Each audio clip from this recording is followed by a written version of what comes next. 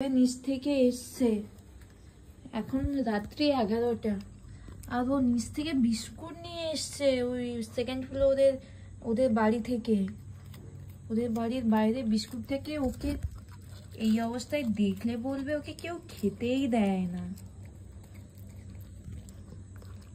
কি আরাম করে খাচ্ছে। আমি ডেকে ডেকে মানে ওখানে আরো কয়েকটা খেয়ে এসছে, আর এইভাবে পেটটা খারাপ করেও, যেখানে সেখানে বিস্কিট গুলো খেয়ে আসে। ওইগুলো তো ওদের জন্য, তুই কেন খেলি ওদেরটা? কেন খেয়েছো? যাও জল খাও, জল খাও।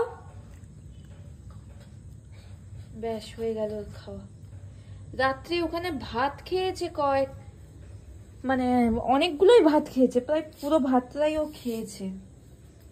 তারপরেও মানে আমি এখানে দরজাটা খোলা রেখেছি যে ও হয়তো টয়লেট করতে গিয়েছে বলে, বাট ও দেখি বিস্কিট চুরি করে নিয়ে এসছে।